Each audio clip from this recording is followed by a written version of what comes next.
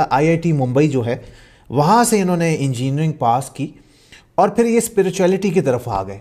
और बड़ा ही वायरल हो रही है इनकी वीडियो क्योंकि ये महाकुंभ मेले में मौजूद हैं और हर न्यूज़ चैनल इनका इंटरव्यू ले रहा है, इनसे पूछ रहा है और ये बता रहे हैं कि मैं आईआईटीएन हूँ।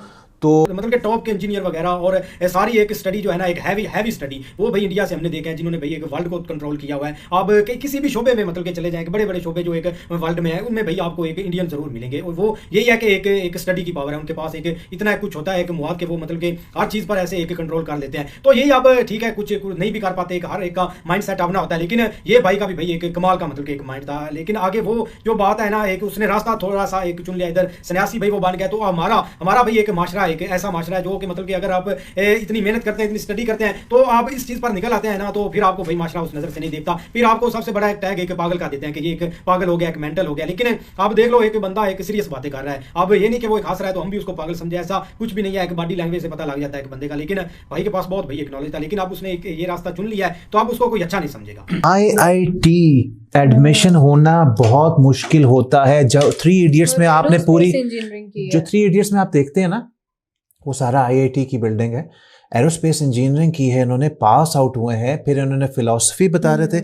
अच्छा, फिर ये फोटोग्राफी में इंटरेस्टेड थे तो उसके लिए इन्होंने कुछ बताया कि मैंने किया, और इनको फोटोग्राफी, ग्राफिक डिजाइनिंग, पता नहीं क्या क्या आता है। फिर उन्होंने बोला कि मैं ये स्पिरिचुअलिटी साइड पर आ गए। वो थ्री इडियट्स का रेफरेंस भी दे रहे थे कि उस तरह ही सारा मेरे साथ हुआ है। और जब वो इंटरव्यूअर सुनते ना आईआईटी से पास आउट हूँ मैं, वो ढंग, वो क्योंकि बोलते हैं आप इंग्लिश बोल रहे हैं, आपके बोलने का तरीका, तो आप कितना पढ़े लिखे हैं। तो आजकल ये वायरल जा रहे हैं अभय सिंह। फिर इनके फ्रेंड्स ने कुछ फोटोज पोस्ट की इनकी, तो भाई क्या ही बात है। और अब वो आ गए स्पिरिचुअलिटी की तरफ और हर दूसरा चैनल इनका इंटरव्यू ले रहा है अभय सिंह का। हेलो दोस्तों, आईआईटीएन बाबा को देखकर इंडिया तो हैरान है ही, साथ में पूरा पाकिस्तान हैरान है कि कोई इतनी पढ़ाई करके सन्यासी कैसे कोई बन सकता है, अध्यात्म की ओर कैसे जा सकता है। पर यही तो खासियत है हमारी सनातन संस्कृति की। वो आईआईटी में गया मैं, फिर वहाँ पे मुझे ऐसा लगा कि यार अब क्या करूँ मैं आगे, अब मेरे को लाइफ में क्या करना है। जो गोल अभी तक डिसाइड किया था वो तो हो गया अचीव, कि हाँ आईआईटी में जाना है, दूर जाना है, इससे निकलना है, वो हो गया। अब क्या करना है, क्या करना था फिर? हाँ, तो फिर उसके लिए सवाल में, उसी के लिए तो मैं फिलोसफी कोर्सेज पढ़ रहा था। फिर मुझे समझ में आया तो कुछ बता ही नहीं रहे वो टीचर से मेरी बहुत बहस होती थी बाद में भी, कि मैं कहा सर आप प्रैक्टिकल तो कुछ बताओ ना, कि जो लाइफ में जो यूज़ कर सके। मतलब थ्योरी में तो ठीक है, उसने ये कहा, उसने ये कहा, वो सब ठीक है, बट मैं क्या करूँ वो तो बताओ। बट वो फिर इतना समझ में नहीं आया, तो फिर फाइनली वही समझ में आया कि जो तुमको पसंद है वो चीज़ करो, वो चीज़ तुम ज़्यादा लंबे समय तक कर सकते हो, ज़िंदगी भर कर सकते हो। तो सारी धर्मों की किताबें पढ़ी, कुरान पढ़ी, हदीस पढ़ी, ये पढ़ी, बुद्ध धर्म की पढ़ी, चाइनी की हिस्ट्री पढ़ी, इजिप्ट की हिस्ट्री पढ़ी, इसका पढ़ा, उसका पढ़ा, सारी चीज़। मतलब ये है क्या यार, इसको देखो तो ही है क्या, चक्कर क्या है ये सब। फिर वो सब किया उस टाइम पे। फिर मैं, लेकिन सर्दी का टाइम था तो ठंडे पानी से नहाने की प्रैक्टिस करता था, ठंडे पानी से नहाता था। तो शुरू में तो जैसे लगती थी ठंड, तो ऐसे पकड़ के कि हाँ तुम कहाँ पर हो, ठीक है तुम थोड़ा वैसे करो, हाथ से कर रहे हो। पर धीरे धीरे तुमको समझ में आने लगता है, वो शरीर भी उसका वो धारण कर लेता है, वो आदत हो जाती है ना, थोड़ी कैपेसिटी बढ़ जाती है उसकी।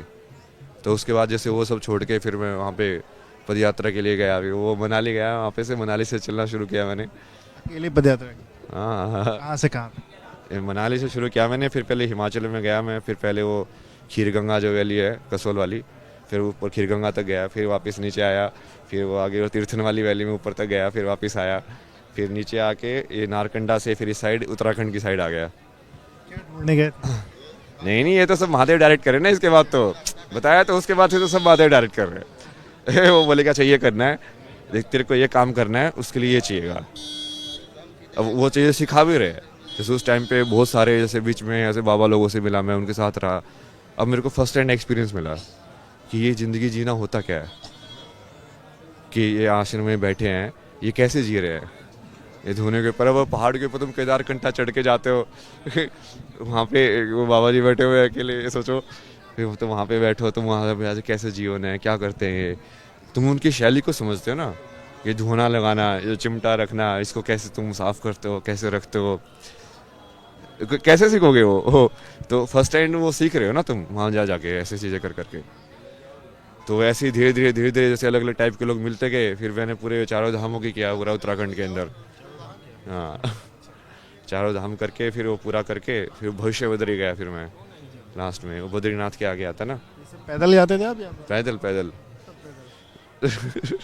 हर रोज चलता था ऐसे, कुछ नॉलेज का कुछ ऐसे वो लगा लेता था कान में जो सीखना है, क्योंकि वो भी सब चल रहा है, सीखना भी साथ के साथ, और डाउनलोड किया और फिर चलते जाओ।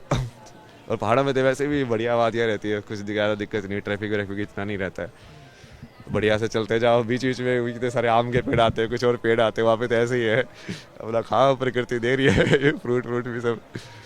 इन सब में जब आपने नौकरी